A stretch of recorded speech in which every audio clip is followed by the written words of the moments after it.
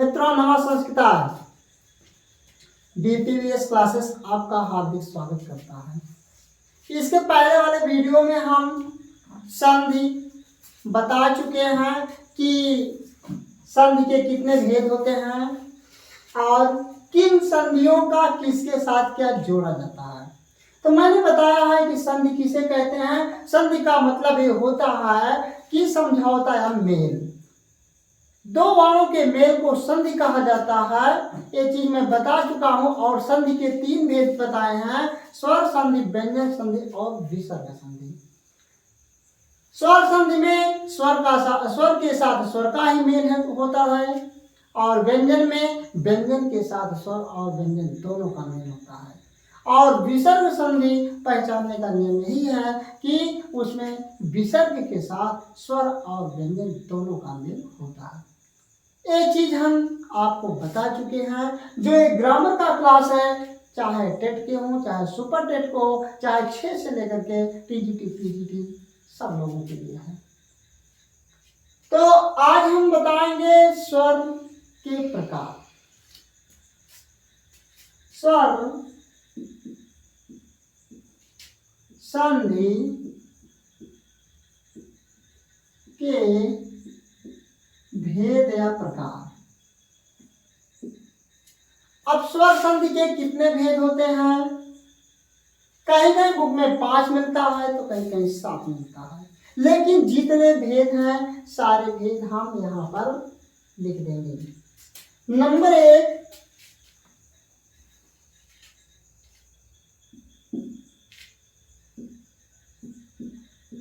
1, दीर्घ संधि। नंबर 2, गुण संधि। नंबर 3, यण संधि।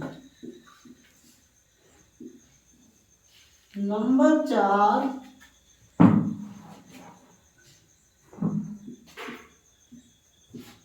वृद्धि संधि।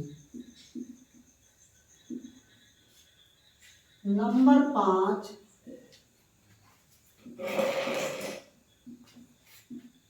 आयात संधि। नंबर 6, पूर्ण रूप संधि। नंबर 7, पररूप संधि।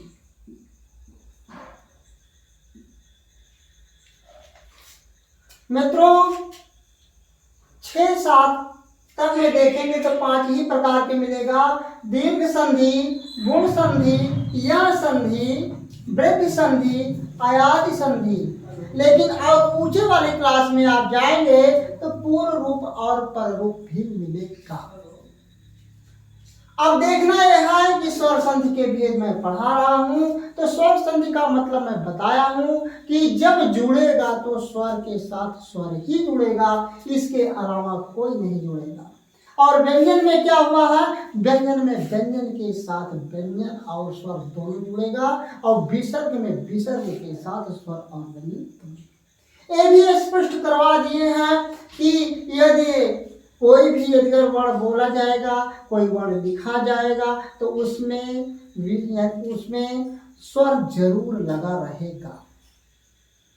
बिना स्वर लगे उस शब्द को, यदि उस वर्ण को हम स्पष्टता नहीं बोल सकते हैं। इसलिए व्यंजन संधि में हम देखेंगे तो उसमें हलंत लगा है। यदि अगर पहले शब्द के अंत में यदि हलंत लगा है तो जान लीजिए कि उसमें वो व्यंजन संधि है और उसमें जो होगा हलंत नहीं लगा रहेगा। और विसर्ग में क्या होगा कि विसर्ग अवश्य लगा होगा।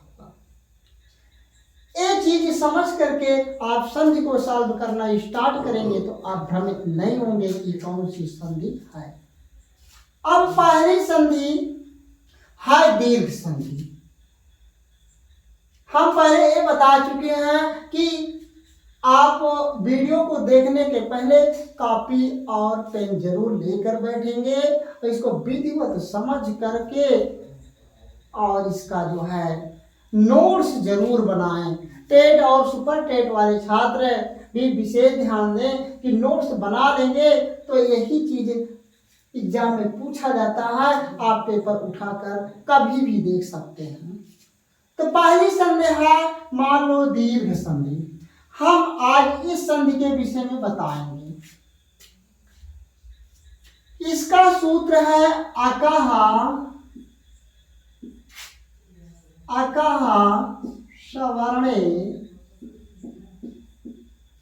सवर्णे दीर्घा।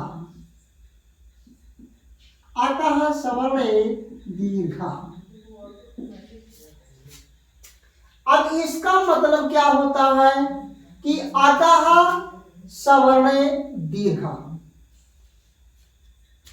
हम आपको प्रत्याहार बता चुके हैं कि प्रत्याहार निकालना भी बता चुके हैं कि किस प्रकार प्रत्याहार निकाला जाता है। शिव के माहेश्वर सूत्रों में प्रत्येक सूत्रों का जो अंतिम वर्ण होता है इत संज्ञक वर्ण कहलाता है। जब हम निकालना स्टार्ट करेंगे तो अंतिम वर्णों को छोड़ देते हैं, ये चीज मैंने बता दिया है। यदि देखिए अक प्रत्याहार यानी अक प्रत्याहार में कौन कौन वर्ण आएंगे? आ ई ऊण रे ले रे क। अब दो सूत्रों से मिलकर बना है, तो यानी अक का मतलब आ लेंगे, आ ई ऊ आड़ा छोड़ दिए, फिर री व्री अक्का छोड़ दिए, तो आ ई ऊ री लरी। अब सवर्ण का मतलब समझेंगे। सवर्ण किसे कहते हैं? तो मित्रों हम ये बताए हैं कि सवर्ण किसे कहते हैं और असवर्ण किसे कहते हैं। इसको आप समझ लीजिए कि जिन वर्णों का उच्चारण स्थान एवं अभ्यंतर प्रयत्न समान होता है वह सवर्ण कहलाता है। तो लिखेंगे जिन वर्णों का उच्चारण स्थान एवं आभ्यंतर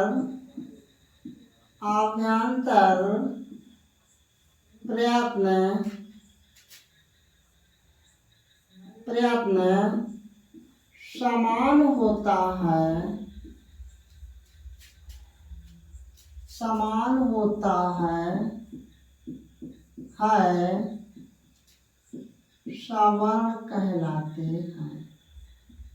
सवर्ण कहलाते हैं। यानी जिन वर्णों का उच्चारण स्थान एवं आभ्यंतर प्रयत्न समान होते हैं सवर्ण कहलाते हैं। अब हम बता रहे हैं तो असवर्ण भी बता देते हैं। अब असवर्ण किसे कहते हैं? असवर्ण समझ लीजिए।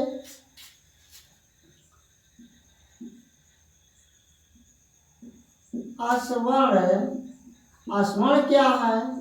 इसमें आप लिखेंगे कि जिन वर्णों का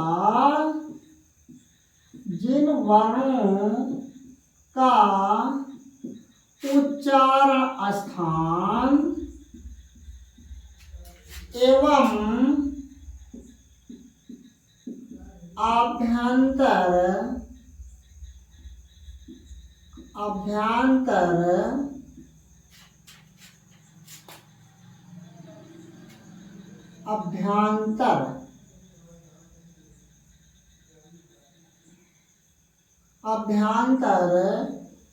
प्रयत्न समान नहीं होते हैं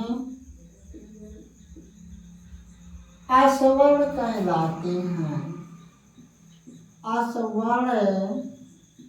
कहलाते हैं। कहलाते हैं। ठीक, तो चार क्या करना, चार रास्ता है, अस्वर्ण जिन्होंने का उच्चारण स्थान, जिन वर्णों का उच्चारण स्थान एवं जिन वर्णों का उच्चारण स्थान एवं आभ्यंतर प्रत्यय समान नहीं होते हैं अस्वर्ण कहलाते हैं। अब सवर्ण का मतलब कि हमने कहा कि जिन वर्णों का उच्चारण स्थान एवं आभ्यंतर प्रत्यय समान होते हैं। जैसे उच्चारण स्थान में आप समझे हैं कि अकु विसर्जनीय नाम कंठ, यानी अ कुम का मतलब क ख ग घ अंगा, यानी क वर्ग और विसर्ग एक कंठ से बोले जाते हैं। तो ये वर्ण जो है, अब चाहे अ हो चाहे क वर्ग हो, एक कंठ से बोले जा रहे हैं तो ये सवर्ण कहलाते हैं। आ का उच्चारण स्थान, का खा का घा अंगा का उच्चारण स्थान, विसर्ग का स्थान एक ही है स्थान है, तो वहां पर सवर्ण कहलाएगा। और यदि अगर किसी का उच्चारण स्थान अलग अलग है वो अस्वर्ण कहलाएगा। अब यहाँ पर अकः सवर्णे दीर्घा। अब दीर्घा का मतलब दीर्घा का मतलब होता है दीर्घ हो जाता है। दीर्घ का मतलब ये होता है बड़ा। अब दीर्घ में दो प्रकार होता है, एक ह्रस्व होता है, एक दीर्घ होता है। ह्रस्व किसे कहते हैं? ह्रस्व स्वर किसे कहते हैं? जिन वर्णों के उच्चारण में एक मात्रा का समय लगता है ह्रस्व कहलाता है, और जिन वर्णों के उच्चारण में दो मात्रा का समय लगता है वह दीर्घ कहलाता है। अब देखना है कि ह्रस्व किसे कहते हैं। ह्रस्व यानी ह्रस्व स्वर जिन वर्णों के उच्चारण में जिन वर्णों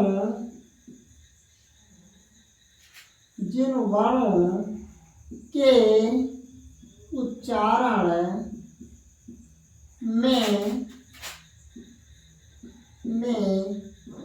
एक मात्रा का समय लगता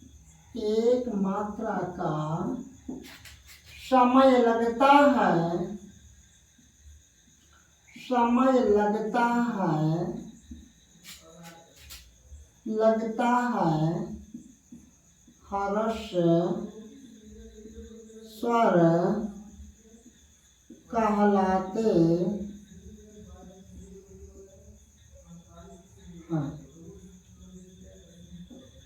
जिन वर्णों के उच्चारण में एक मात्रा का समय लगता है वे ह्रस्व स्वर कहलाते हैं, और जिन वर्णों के उच्चारण में दो मात्रा का समय लगता है वो दीर्घ स्वर कहलाते हैं। अब जैसे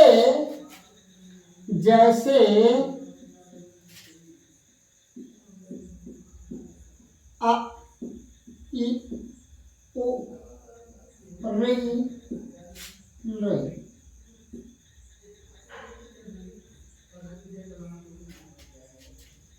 अब आयुरी रे। अब आ कहेंगे एक मात्रा का समय लगा, ई कहें कम समय लगा, ऊ कहें कम समय लगा। यदि हम दीर्घ किसे कहते हैं कि एक ह्रस्व हुआ एक दीर्घ हुआ, तो ह्रस्व स्वर में क्या होता है, जब एक मात्रा का समय लग रहा है तो ह्रस्व कहलाता है, जहां पर दो मात्रा का समय लगेगा वहां पर दीर्घ कहलाता है। अब देखना है दीर्घ स्वर कहते हैं। दीर्घ स्वर क्या होता है?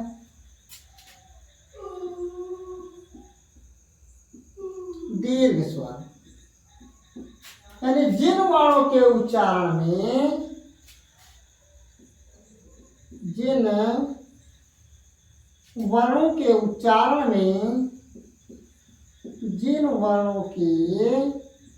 उच्चारण में उच्चारण में दो मात्रा का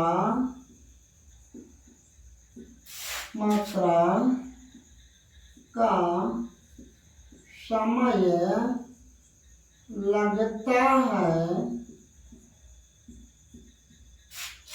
दीर्घ स्वर कहलाते हैं।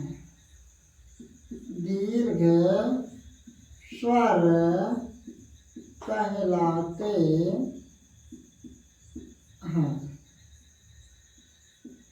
अब दो मात्रा का समय किस में लग रहा है? जैसे आ, ई, ऊ, री। और इसमें आ, ई, ऊ, री बोल रहे हैं। लेकिन दीर्घ स्वर वो होता है जिनमें दो मात्रा का समय लग रहा है। हम इसको बोल रहे हैं, इसको तो आ कह रहे हैं, इसको कहेंगे तो आ, ई, ऊ, री कहेंगे। अब यहां तक तो क्लियर हो गया।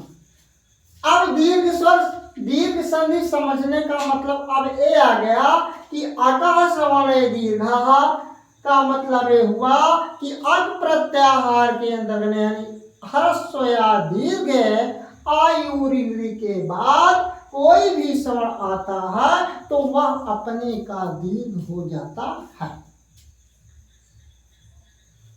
सब लोगों के समझ में आ गया होगा और इसको नोट्स भी कर लिए होंगे। अब आगे हम मिटाकर फिर आगे बताते हैं।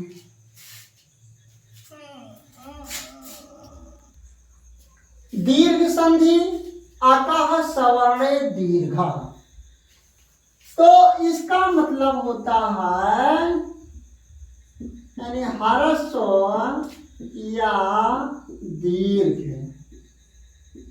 ह्रस्व या दीर्घ अप्रत्याहार आ, ई, ऊ, री यानी आ, ई, ऊ, री,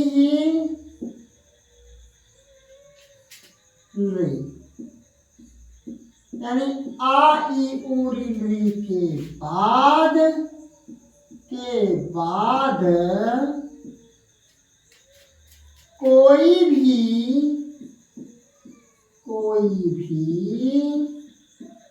सवर्ण आए तो वह अपने का दीर्घ हो जाता है, अपने का दीर्घ हो जाता है।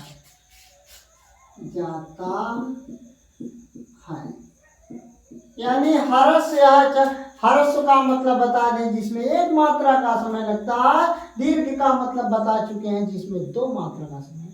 ह्रस्व का मतलब जैसे छोटा आ हुआ तो ह्रस्व हो गया, बड़ा आ हो गया तो दीर्घ हो गया। इसमें ह्रस्व या दीर्घ आयुरी के बाद कोई भी श्रवण आता है, श्रवण का मतलब मैं बता चुका हूं कि जिनका उच्चारण स्थान एवं आभ्यंतर प्रत्यय समान होता है वह श्रवण कहलाता है। तो वो आए तो अपने का दीर्घ हो जाएगा। यदि आ के बाद छोटा आएगा तब भी दीर्घ हो जाएगा, छोटा आ के बाद बड़ा आ आएगा तब भी दीर्घ हो जाएगा, बड़ा आ के साथ बड़ा आ आएगा तब भी दीर्घ यानी दीर्घ बड़ा आ ही हो जाएगा। इसी प्रकार इसका श्रवण जो है, इसका कंठ है तो इसका तालु है तो ई के साथ जब आएगा तो ई ही आएगा, चाहे छोटी ई आए चाहे बड़ी ई आए, चाहे बड़ी ई के साथ छोटी ई आए चाहे बड़ी ई के साथ बड़ी आए, वो बड़ी ई ही हो जाएगा। और आ में चाहे छोटा आए चाहे बड़ा आ के साथ छोटा आए चाहे बड़ा के साथ बड़ा ही आए वो बड़ा आ ही हो जाएगा। इसी प्रकार ऊ है रि है हम जैसे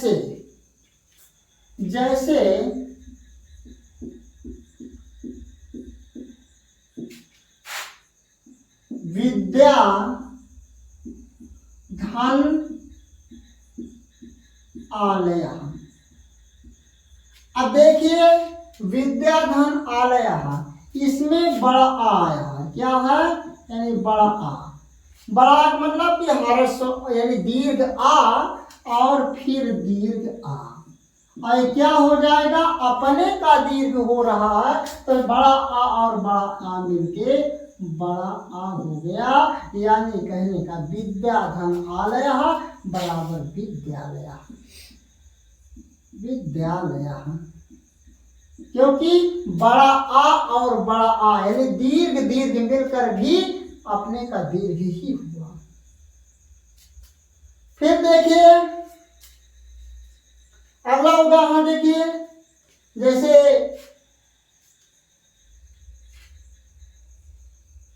ही में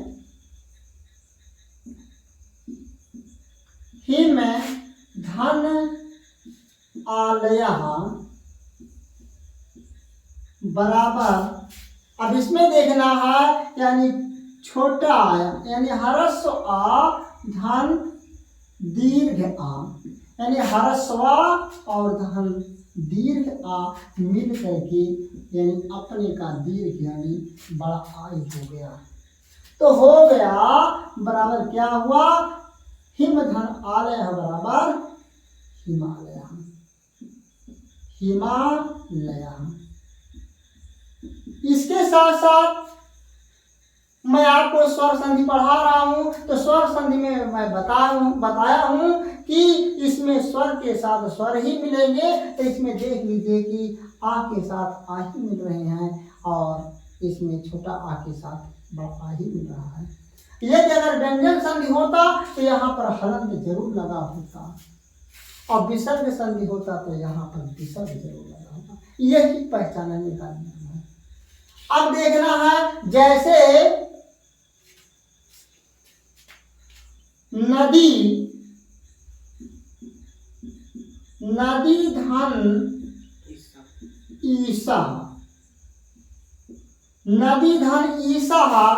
अब देखिए आ के साथ आ जुड़ा है, यानी एक कंठ से बोला गया तो ए भी कंठ से बोला गया, एक कंठ से बोला गया ए भी कंठ से बोला गया। लेकिन सवर्ण का मतलब देखिए ई तालु से बोला जाता है तो ये भी तालु से बोला जाता है, यही सवर्ण है। तो इसमें बड़ी ई और बड़ी ई मिल करके वो अपने का बड़ी ई मिल बन गया। तो नदी धन ईसा बराबर नदी सर, इसमें बड़ी ई बन गया। इसी प्रकार जैसे भानु धन उदय, भानु धन उदय। अब देखिए ऊ है और इसमें भी ऊ है, छोटा ऊ मिल करके बड़ा ऊ होगा। अब इसका उच्चारण स्थान इसका उच्चारण स्थान एक है, इसका उच्चारण स्थान इसका उच्चारण स्थान एक है, इसका और इसका तो छोटा ऊ धन छोटा ऊ बराबर बड़ा ऊ हो गया, बराबर भानुदय। भानु धन उदय बराबर भानुदय। मित्रों एक क्वेश्चन बहुत पूछा जाता है टीजीटी और पीजीटी में, क्या यदि हम इसका नियम देखते हैं तो क्या हम जैसे यदि भानु धन उदय करें तो क्या भानुदय नहीं होगा? ये क्वेश्चन बहुत पूछा जाता है। ये क्वेश्चन पूछा क्या भानु धन उदय करेंगे तो भानुदय नहीं होगा, क्योंकि इसमें भी बड़ा ऊ और छोटा ऊ मिलकर क्या बड़ा ऊ नहीं होगा? होगा। लेकिन ये सरासर गलत है, क्योंकि ये जो शब्द होना चाहिए शब्द भी शुद्ध होना चाहिए, तो इसलिए ये सही है और ये गलत है। क्योंकि नियम तो सही है, नियम सही है कि बड़ा ऊ के साथ भी यानी दीर्घ ऊ के साथ ह्रस्व ऊ जुड़ करके बड़ा ऊ तो हो जाएगा, लेकिन ये शब्द गलत है। शब्द गलत होने के कारण ये संधि गलत रहेगी और ये प्रश्न ज्यादातर पूछा जाता है।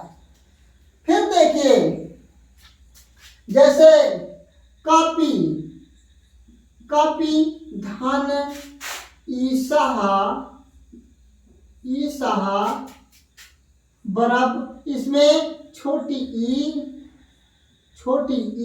धन बड़ी ई मिलकर हो गया बड़ी ई, ये दीर्घ हो गया तो बराबर हो गया कपीसह, कपीसह। कपि धन ईसह बराबर कपीसह हो गया। फिर देखिए आगे हम जोड़ते हैं, जैसे गुरु, गुरु धन उपदेशः, बहुत इंपॉर्टेंट है, इसमें छोटा ऊ धन छोटा ऊ मिलके बड़ा ऊ हो गया बराबर गुरुपदेशः।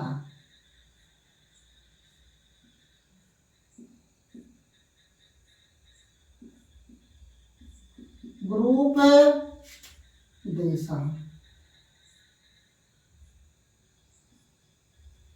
गुरुपदेशः, गुरु धन उपदेशः बराबर गुरुपदेशः। फिर आगे देख लीजिए, जैसे पितृ, पितृ धन ऋणम, ऋणम।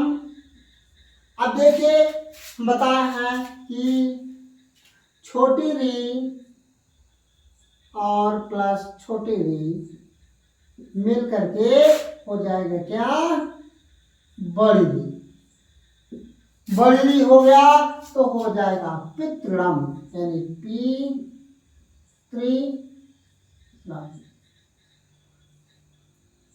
एक और भी लगा सकते हैं, डबल हो जाएगा पितृणम। और इसके साथ साथ हम ये बताना चाहते हैं कि जब कभी भी संधि करेंगे तो जब परिवर्तन होगा तो इसी में परिवर्तन होगा, इसमें बिल्कुल परिवर्तन नहीं होगा। जब परिवर्तन होगा तो इसी में परिवर्तन होगा। तो इसलिए मित्रों दीर्घ संधि आपके समझ में आ गया होगा और अगला वीडियो कल हम बनाएंगे। तब तक के लिए नमस्कार।